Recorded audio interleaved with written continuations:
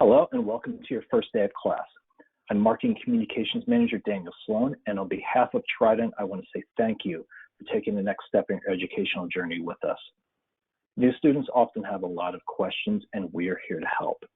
As a way to ease you into our unique student-centered model, we've designed this webinar that will cover all of the areas vital to success in your chosen program. Let me introduce today's presenters. First, we have Dr. George Del Hierro. He joined Trident in 2010 and currently serves as a full-time instructor and course coordinator in University College. During his time at Trident, he has worked closely with students in a variety of roles, including academic advising, financial aid, and academic probation support services. Dr. Del Hierro earned a PhD in educational leadership from Trident and has received numerous awards during his time at the university, including honors for communication and collaboration, and for student motivation. He is a passionate advocate for student success. Next, we have Tasha Keratin. She currently serves as a Student Success Advisor 3 and part-time faculty member. For the past 10 years, she has helped facilitate initiatives to improve student success, namely as Senior Manager in the Center for Student Success. From assisting with orientation to being a member of the Committee on Academic Standards, her passion is to help students reach their academic dreams. Joining us during the Q&A session will be Christina Saenz, a Student Success Advisor 3 in our Center for Student Success. She has held a number of roles during her 8 years at Trident, including Supervisor of Graduate Advisors. Her dedication to meeting student needs is demonstrated through compassionate, active listening, seeking to understand and striving to act in the best interest of her students. Just a few notes before we begin today's session. Although a portion of this webinar has been pre-recorded, you have the option to ask questions at any time. Look for the control panel on the right-hand side of your screen, find a question box, type in your question, and then hit submit. The FDOC team is behind the scenes right now. Let us know if you have any questions. We'll answer them during the live Q&A session at the end of the presentations. Now I'm going to hand things off to Tasha to talk about student success tips. Thanks, Daniel, and welcome everybody. We're so excited to have you here. I love Trident University. I've been a student, I teach, and I wear many different hats, and I work with students very closely. So this is an exciting time for you to start on your educational path. Here's some things that we're going to go over today. We're going to talk about tips for success. I'm going to spend some time really digging in there. It can be a little nerve-wracking when you haven't done school for a while, or it's just a totally new environment, and so we want to make that transition as smooth and comfortable as possible for you. Dr. Del Hierro is going to talk about academic writing. That tends to be one of the main concerns with students when they're coming back to school is, how do I write? How do I get back in the mode of formatting my paper? And then we're going to talk about career and networking support. But I would ask everyone to stick around for what I think is one of my favorite parts of the webinar, which is the questions section. We always have great questions, and there's a great student success story at the end, so stay tuned. Now we're going to talk a little bit about just tips for success and moving into your classes for the first time. So whether you've been away for years, maybe this is your first class in college, or maybe you're just transitioning right into a different school, we want you to be confident. Everyone here has a different walk of life, and you all bring different perspectives. Whether you're a stay-at-home parent, maybe you're a veteran or advanced in your career, or maybe like one of my 89-year-old students who came back and got a master's degree, you're in another season of life and you're ready to move forward. So what I mean by that is, know that your perspective will enhance the conversation and your discussions in your class, and you are worthy to be here. So feel free to ask questions. Know that you're supported. We're going to talk about your support team. Get to know your professors and peers. As faculty members on here, we often see students a little nervous to reach out to us, and there's no need for that. We want you to feel connected as a university and between you and the student. You as the student, my apologies. We're going to talk a lot about time management and long-term academic planning, but most importantly, have fun. And this will help with your motivation. This is something, if you ever get stuck or just feel like things are difficult, that's when it's time and a trigger should go off that you need to reach out and connect with us. And we are here and we genuinely want to help. So let's start by talking about time management. And this is something very near and dear to my heart. As Danny Sloan said, I got my master's degree at Trident University. At the time, I was a manager. I had a very extremely premature baby. I was in the office a lot and managing life and work, and I wanted to get my master's degree. So I can relate to trying to balance it all. One of my rules was when I got home from work, I wasn't allowed to sit on the couch. And the reason I say that is because it is so easy, especially these days, to just sit down, watch some TV, or get on your phone and just kind of veg out. By staying off the couch, my rule was then I wasn't allowed to sit on the couch until I went and did my homework. So that kind of comes up to our first point, which is create a time management plan. This might be new for some of you, or some of you might live and die by your planner. And so if this is new for you, think about it this way. You're creating a plan to succeed. When I see students not creating a plan, sometimes I challenge them to do so, and usually they come back and are able to submit more on time. They're able to figure out when they want to go to school for themselves. No one here is telling you to go to school at what time, right? Usually you have a certain amount, whether if it's your CERT program, you have a week, or if it's your master's, associates, or bachelor's, you have 2 weeks to do your module. And so anytime within there, you need to set aside a few nights or maybe mornings, whenever you think best and you have time dedicated to make that your school time. So when your friends call and they miss you because they haven't seen you in a while, you've got schoolwork to do and you want to plan your life around that. Now, Trident is all about flexibility too. And so consider weekends, holidays, birthdays, vacations. We want you to have a life, but you're now fitting this new component into your schedule. And if you don't make time for it, there just won't be time for it. And so I love to see a student with a plan. If that's something you can do today, get out your planner. I use my planner here. I have a wall calendar that you can see here in the back, and I have a digital calendar. So I am all about scheduling your schoolwork. And in the beginning, you may want to go in every day for even 15 minutes just to get a sense of what do you need to accomplish the things and to kind of feel like you're in the rhythm of school. Because I always tell students, in your first few sessions, always take classes back to back so that you can get into a good rhythm. Because once you get out of that rhythm, sometimes it's hard to jump back in. So write down your due dates. The bachelor's and master's and associate's classes are usually due on Sunday nights. So I would always say try and do your first discussion the first week of the module and your peer responses the following week. If you have questions about this, we can talk more in the Q&A section as well. And make adjustments to your schedule, but I think the key is to just have a plan, right? Don't get discouraged when you fall behind. Again, as I mentioned before, that's kind of that trigger. If you're falling behind, you may think, oh, well, I don't want to give excuses, or this is just on me. Trust me, we understand what it's like to be adults and to have things come up. And so we can't help you if we don't know what's going on. And it's not to judge you. It's not to be upset with you. It's to say, hey, that's okay. Look, you still have time to do this, or maybe we can help you with this option.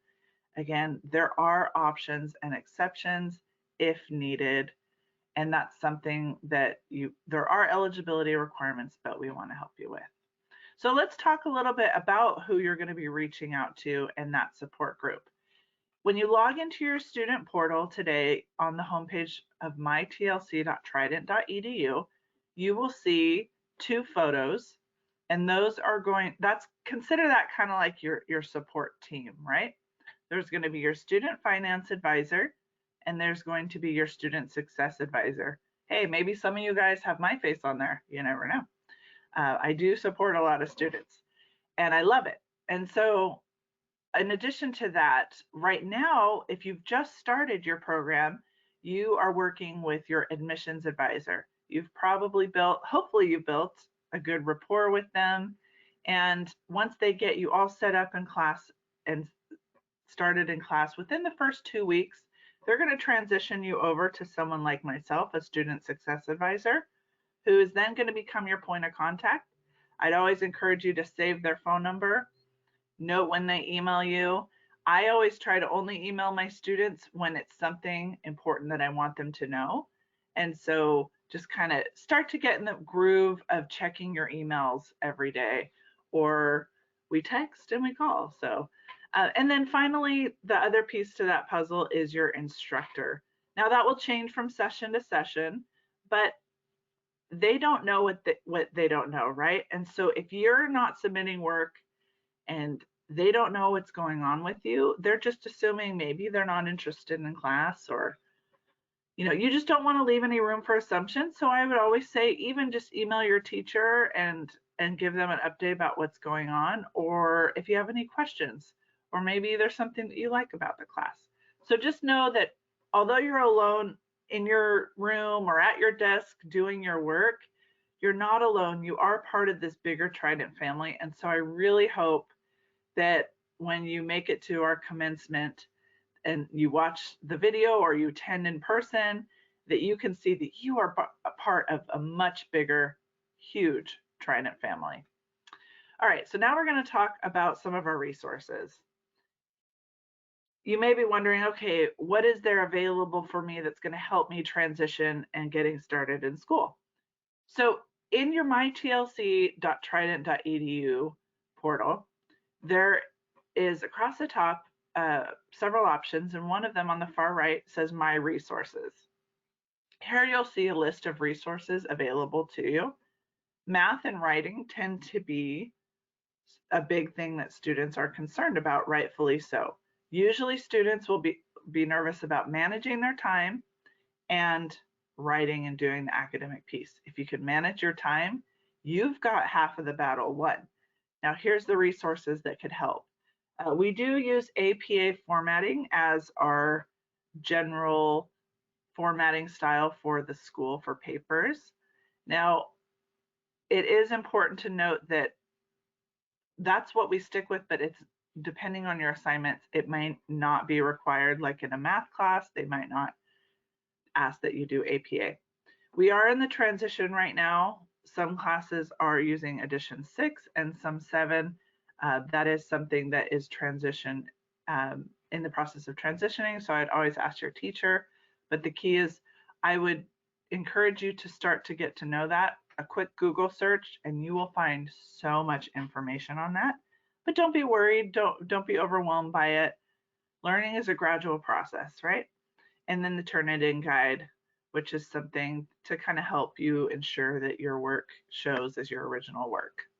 The next thing that we're going to talk about is tutoring services. So if you see on this next slide that you are in one of these classes, English 101, Math 101, Statistics and Math 201, Health Statistics, Operations Management, Finance, or any of the TUX courses, there is something, and you'll see on here on the screen, that's called free tutoring.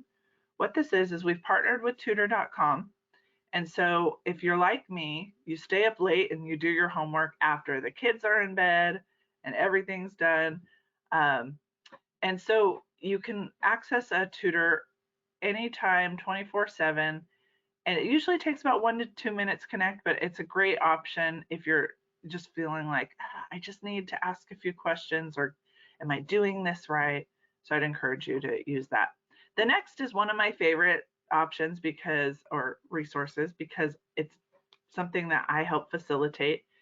Every day I'm in this orientation helping new students answer questions, have discussions. So if you have not done that as of today, please go in and before you go into your class, complete the online orientation. You'll have access to it for up to 6 months after you start your program, but it's by far the best way to go in and learn the portal, learn the classroom, and how you can navigate, how you can find your teachers, how you can participate in discussion. You can practice submitting work to make sure that you do it correctly.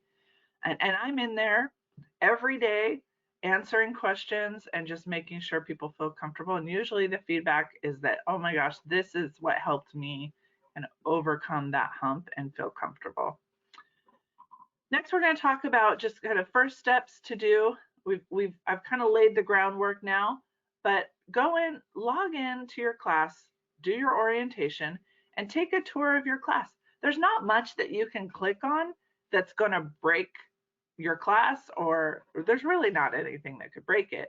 But sometimes people are a little nervous. Just click around. There's different ways to access different information. And so the more time you spend in the class, the more you're going to feel comfortable. Look over the syllabus, read the assignments, and post your introduction. I always say the introduction is the easiest part. You literally just go in and say, hi, this is me, a little bit about me. And then you get to read about your peers and see that you might have a lot in common or something to learn from the peers in class. Ask questions and develop your time management plan. So that's kind of like the pre-gaming for the class, right? You want to make sure you've read the syllabus, you've read everything, but don't feel overwhelmed. I always felt in college, like the first week of class, that it was a lot of information, but then over time, you get reminders, you check your schedule, and you're doing good. And so develop that plan and check in with your advisor. I always, whenever I see a student that I don't know, I call them. I'm like, I need to know you because we haven't spoken yet. And I truly want to know them and what their goals are. So in summary today, you're going to log in, you're going to complete your orientation, you're going to introduce yourself in your class. And then I would encourage you by midweek, usually by Wednesday, to submit at least your Module 1 discussion post. That's different than your introduction. That's an actual assignment discussion post. Keep in mind, teachers are bound to a rubric. What is a rubric? It is a list of criteria that the student needs to meet for each assignment. And so you can see even in your class, okay, if I submit it on time, I'm going to get like full points, or, you know, they require this many words, so I get this many points. So always look at your rubrics. For all of our assignments, every module is 3 assignments. You're going to have your case assignment, your SLP, and your discussion post. Most classes have 4 modules. I think pretty much all of them. And sometimes your SLP might be a quiz or a paper. Your case assignment typically is a paper or an activity in that regard. Get to know your professors, set up your work area, and just be ready to go. And I would say as soon as you get your first discussion in, try to write a paper maybe by the weekend so that you don't have your case assignment, your SLP the second week of class. Or if you do both of them in the second week, it's no problem. But just make sure that you kind of know each day what you're going to be working on and submitting. And so my last advice is just really reach out, and we don't want you to feel alone.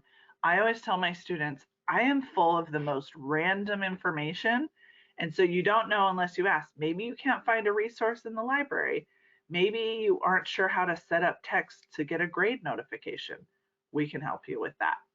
So that being said, I'm excited for you. Hopefully that this information was helpful. I'm going to turn the time over to Dr. Del Hierro, and he's going to discuss one of the topics that I think is really crucial, and get ready to take some good notes. We're going to talk about academic writing.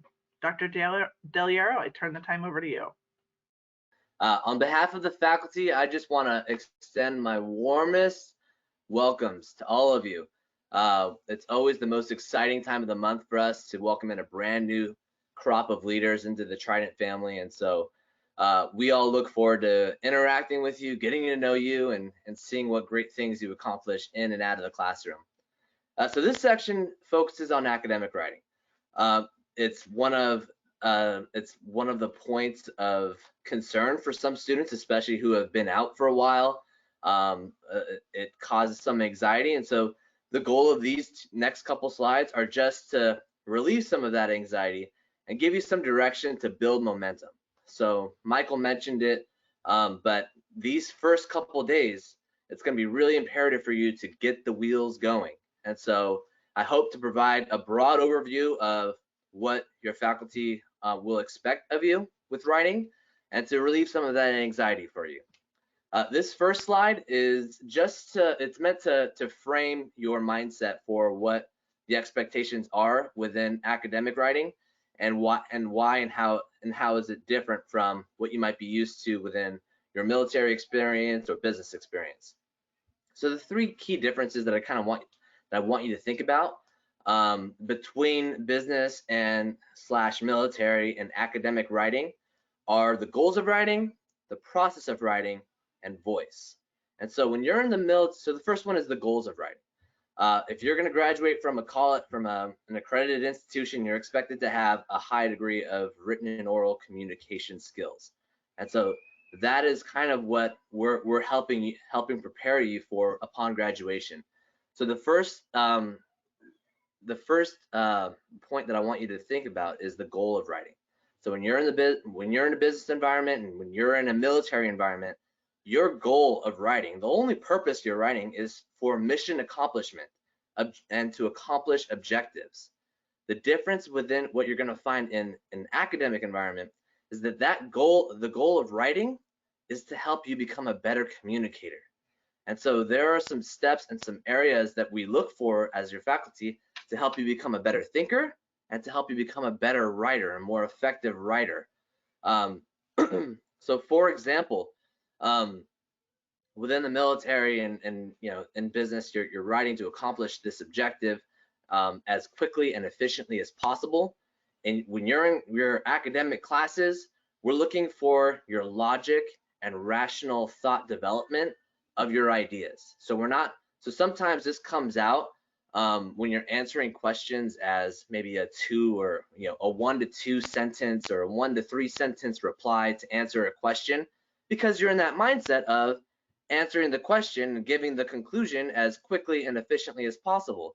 But that's not the only thing. That's actually not the most important thing that your faculty is looking for. It's not really what we're looking for. We're looking for the reasons why and how you came to those conclusions, your critical thinking skills, and your logic and your rational thought development.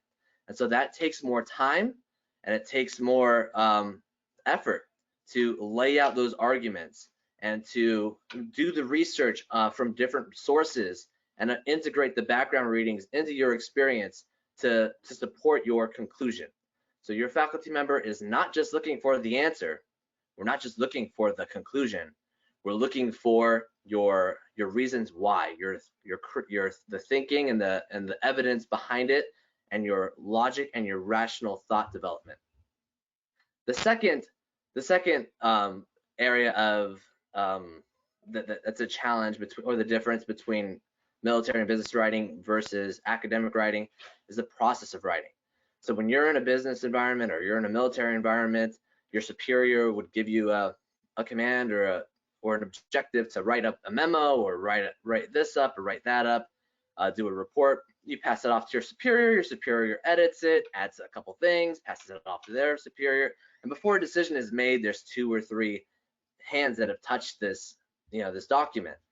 That's different than what you're going to find here and what your experience will be in an academic environment, because you are the single author of this document, of this assignment. So you have to go through the brainstorming. You have to go through the outlining and the editing and the drafting and the formatting, and all those things take time.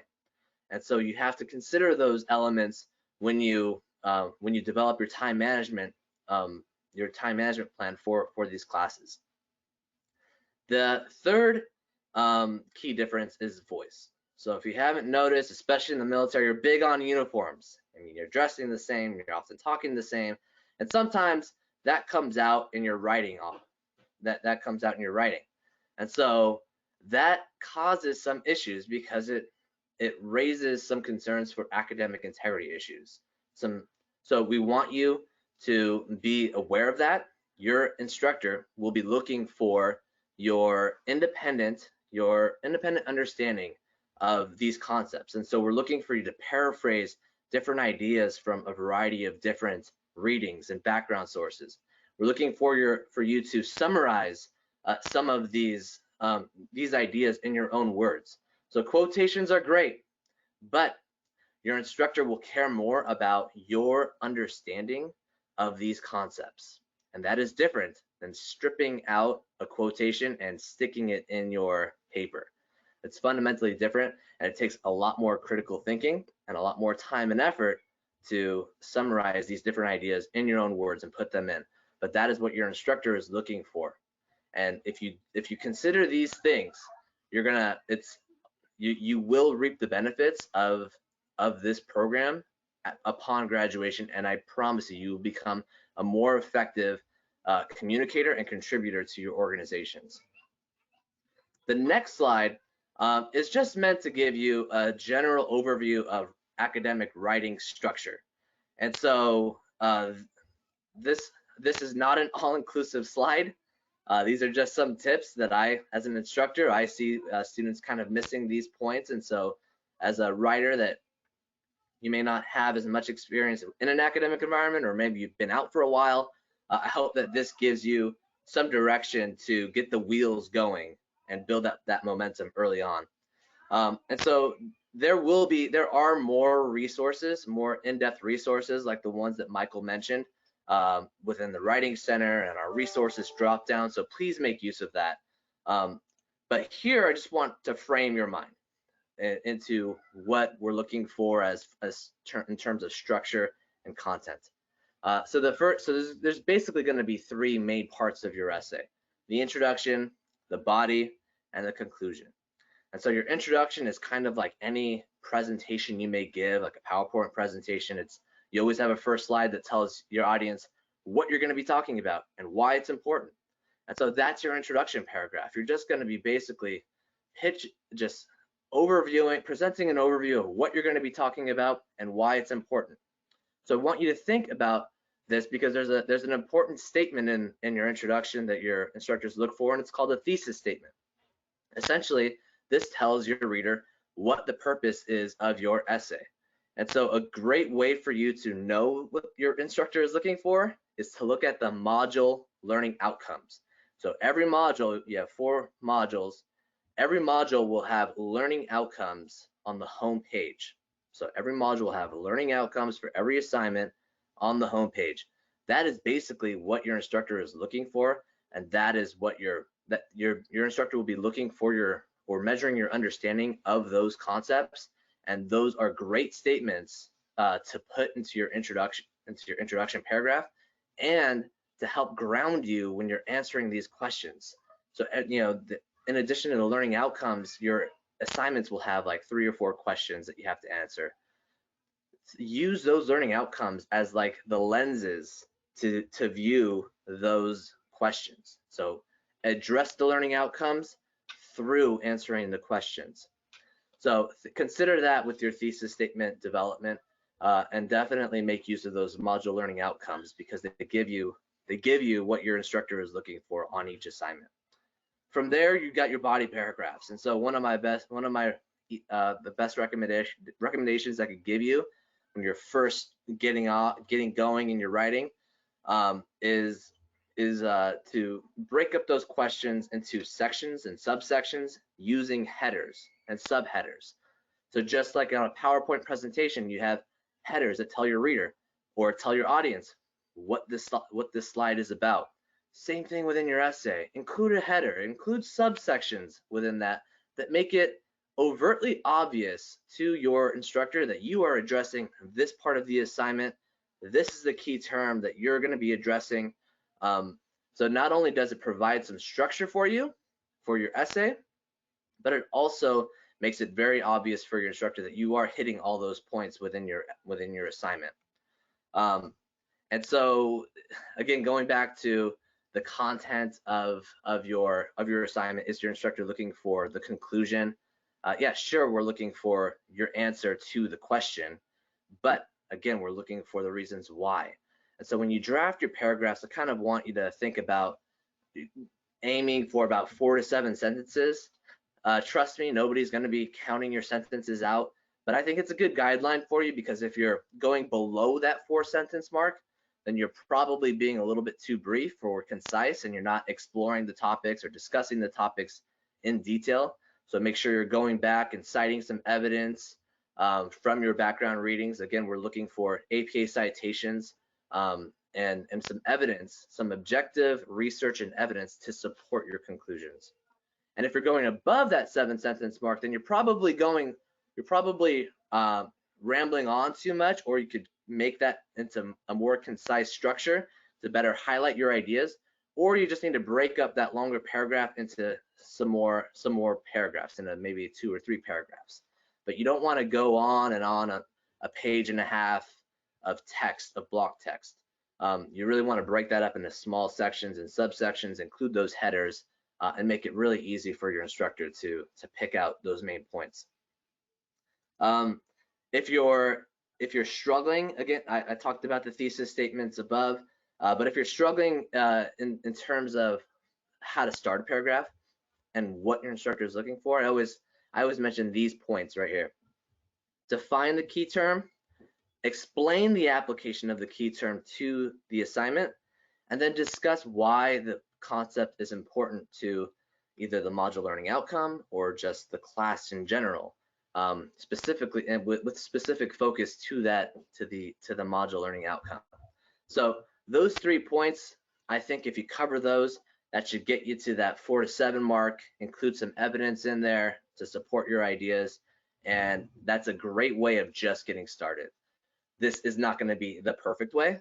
I can promise you that your instructor will give you feedback, but it's really important for you to take that feedback and then just continue to build upon it. Your instructor is not looking for perfection. In fact, you shouldn't expect that of your instructor. We're here to make you better communicators and better critical thinkers. That's our value. That's our objective. And so when you explore these concepts in a variety of different ways by defining and explaining and discussing the value of these concepts, you're in essence exploring these concepts from a variety of different ways, and you're thinking about them in different ways. So consider that when you're drafting up your assignments. And then the conclusion paragraph is the last part of your assignment, and it really just reflects, it's just kind of like a reflection of your introduction.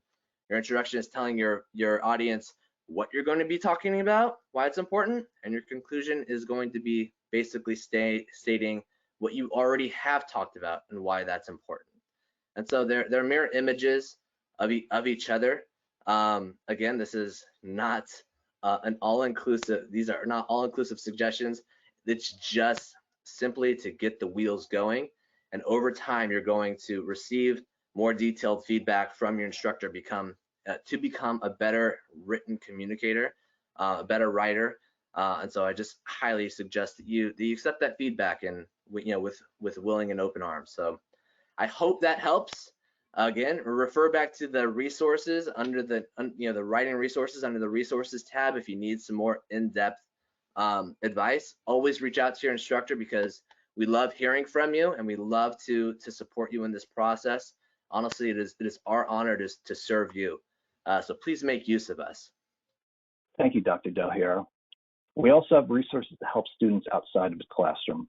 First, there's Alumni Fire, which is for all current students and Trident alumni. The URL is on your screen now. This is a place where you can connect with other students, alumni, faculty, and staff to get advice on your education, career, and more. For more information, reach out to alumni at trident.edu. We also have Career One Stop, which is a source for career skills development, such as resume reviews, interview practice, and more. This can be accessed on the front page of your student portal right after you log in. If you have any questions on that, reach out to Trident 4careers@trident.edu. That's Trident, the number 4, careers@trident.edu. And now we're going to move on to today's Q&A session.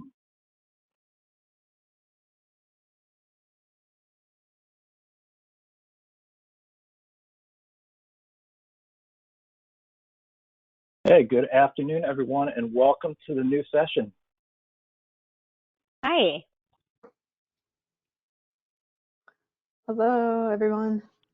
Good Hello. afternoon, hopefully everyone's enjoying the new session. Just tying up some loose ends here before we get into the Q&A. Got a few questions in already. So let's get started. Tony, I believe the first question is for you. We have a new student. They'd like to confirm if both case assignments and SLP assignments should be submitted at the same time, during the same module. Yes. So your case assignment and your SLP are all due within the 2 weeks. You can always submit your assignments prior to the due date. When you go into your student portal and you click on My TLC Courses, below actually has your assignment due dates. It's in blue. You can click on it and it actually breaks down when your modules assignments are due, the times, the dates. So it's very helpful. I would suggest all students go into their assignment due dates and take a screenshot and just put it on the calendar, but you can always submit your assignments prior to those dates. Okay, great. Thank you. And next question, this is an important one right now, just given what's going on in Louisiana. I'm going to send this to Dr. Del Hierro. Question is, we were just hit by a powerful hurricane here in Louisiana. There's a good chance that my family may be temporarily displaced due to storm damage. Will professors be willing to work with me in extending due dates? Yeah, that's a great question, and absolutely. I mean, we deal with natural disasters and personal emergencies all the time. So if you haven't received the email communication yet from your instructor or the school itself, then you can probably expect one coming your way pretty shortly. I would recommend that you reach out to your instructor if you have that ability to send them a message or an email. That way they know what's happening. If you are going to submit an assignment late, just from my personal experience, I really prefer students to make a little note in the note section within each Dropbox, so you have the opportunity to create a little note for your instructor. So if you are late and you haven't yet reached out to them due to power issues or something like that, then insert a note in there. But the key is just to maintain those lines of communication with your instructor. I mean, in a situation like this and other emergencies, either personal or professional, I've known instructors to be really supportive and flexible for student situations. So that doesn't just stop with this hurricane situation, but if you have military orders or some other personal or professional emergency or something else that's preventing you from moving forward, reach out to your instructor, and then of course reach out to your advisor. We're always in constant communication with each other. We're a big team, so we like to share information. So reach out to all of us, and don't be surprised when you hear from us to make sure that it all is well. Okay, great. Thank you for that thorough answer, Dr. Del Hierro. And next question, I'm going to send this one. I'm going to start this one with Christina. Okay. And question is, I'm the first person in my family to go to college, and one day I would like to go to grad school. Are there ways I can start preparing for grad school now as a bachelor student? That is a good question. The first thought that comes to my mind is really focusing on becoming a strong writer. because I think once you get the basics down of being able to write a paper on almost anything, as long as it's in, you know, wonderful APA formatting, like that skill set sets you up for every degree level. And so having that really solid basis is just in terms of having the, you know, being able to write and being able to critically analyze what you're writing about, and knowing how to cite your sources. All of that is just so important. A lot of what this orientation was, our first day of class webinar was about being able to, you know, really be able to show that you can demonstrate critical thinking. So I would say the writing skills is most important, really. And depends on what you're, of course, going for, though. There's so many different types of master's degrees. So it's kind of hard to narrow it down, not knowing like a specific field. But anyways, I think just that is anything that you guys have to add, Tony or Dr. Del Hierro? I would love to add something to this conversation. I knew you would have something to say or something to add. So I teach at the undergrad level, but I also teach at the doctoral level, and I'm also a doctoral mentor. So I see a lot of really the full scope of the student life cycle, from bachelor's to master's to PhD, and even DBAs and EDDs, those practitioner types of degrees.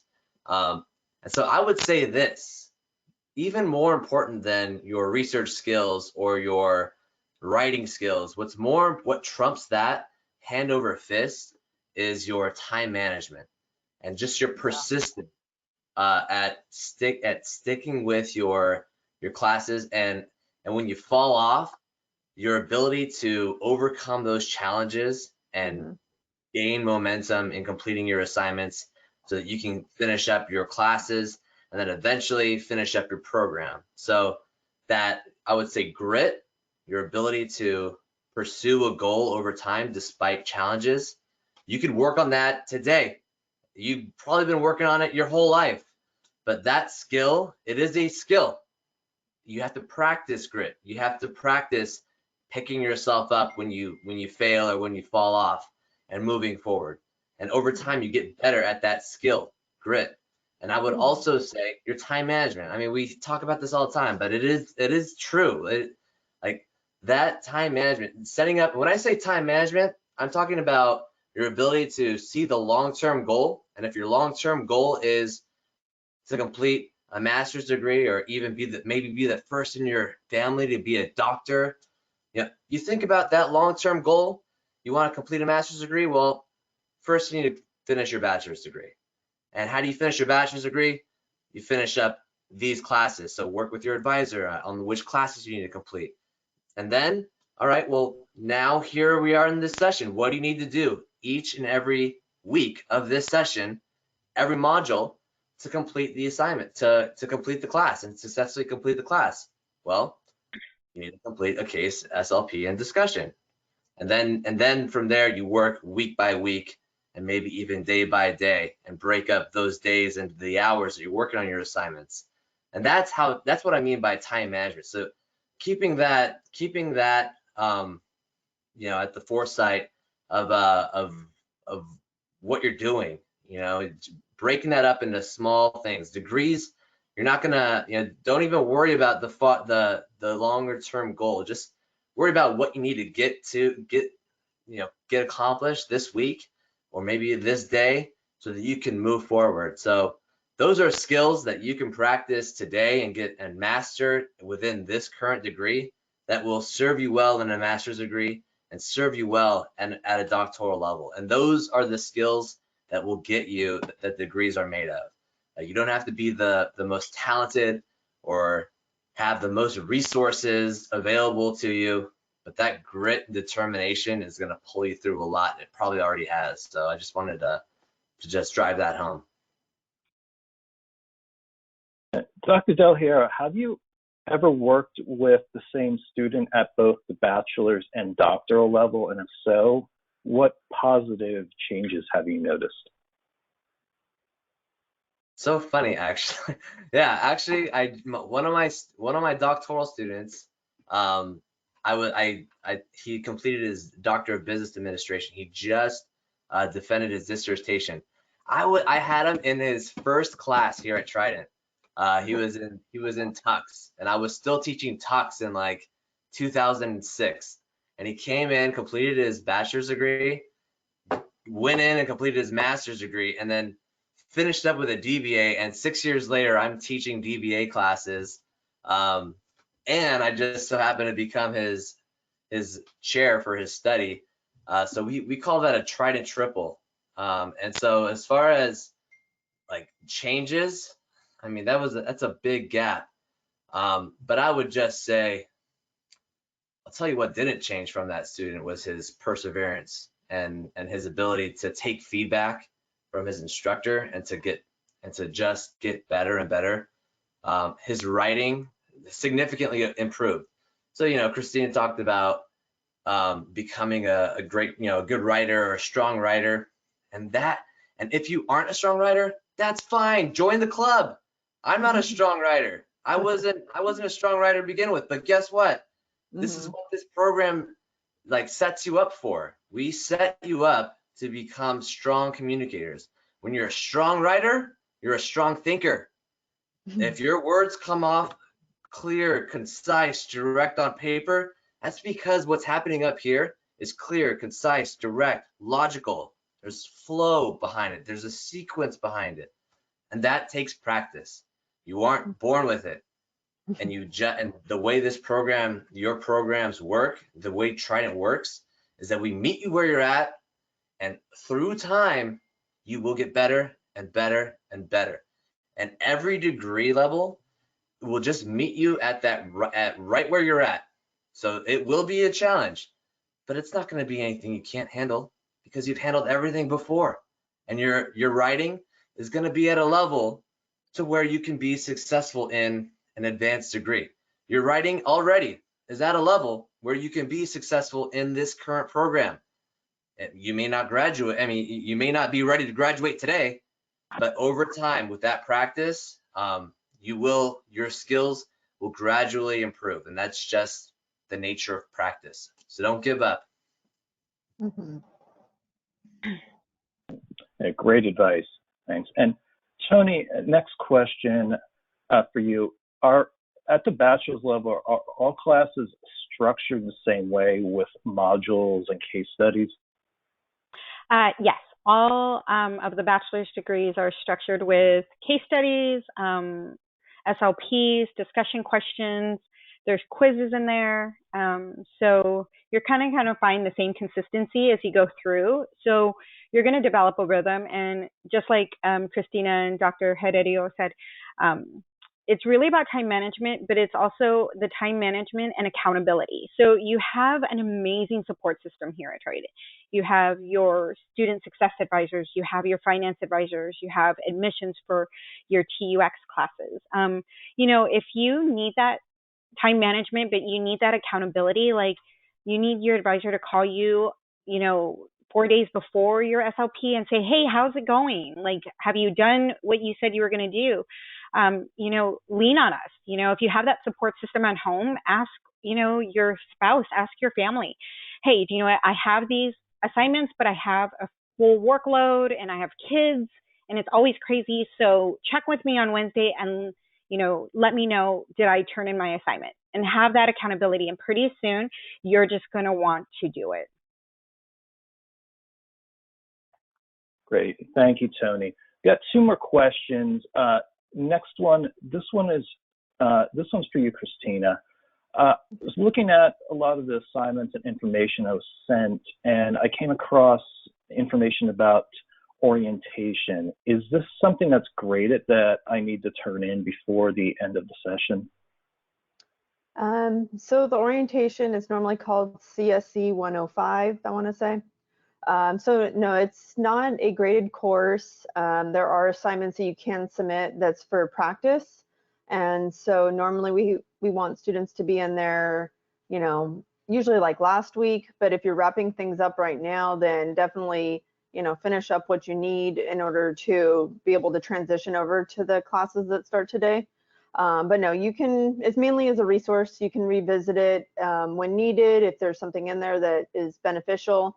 That you need to, maybe refer back to, because there's a lot of different content in there. So And I'm one of the facilitators on the course, and all the students that go through it do really enjoy it and do find the value of and the time that they spend there. So I definitely recommend doing it if you haven't yet, because you're still welcome to. But no grading or anything. It's purely practice. I would just want to piggyback off of this because it really is an important course and an important part of your transition into the school. So it doesn't matter where you're going, if you're going to a brick and mortar campus, an Ivy League school, or an online university somewhere, or Trident University, you're going to have a learning curve, and it's going to be challenging. I mean, even when you're on a brick and mortar campus, you need to ask somebody to find the bathroom or where your class is. Yeah, same thing here. Not only do you have your advisors to help you, but you have this really valuable orientation course that will set you up with instruction manuals and where to find things, and on top of that, it's designed in a way that looks a lot like a real class. So you get to explore, what a class looks like, and what the things, how to use the certain tools. So to some people that may sound like extra work, but guess what? That going through that class will save you time and frustration with any kind of transition issues you may have. So in the back end, it's going to save you the time and the mental energy of trying to figure out things in a real class when you've got somebody like a Christina facilitating that class and guiding you and helping you out to find things. So that's half the battle. Because again, most of your classes are going to be structured very similarly. Even in the master's and the doctoral programs, we all have this case-based approach with this case assignment, the SLP, and the discussion. You may have some variations here and there, but once you get the system going, once you know the system, you're going to start flying through it. And part of that is part of your success right now is that orientation course. So just like Christina said, highly recommend you take a look at it. You don't have to do the whole thing all at once.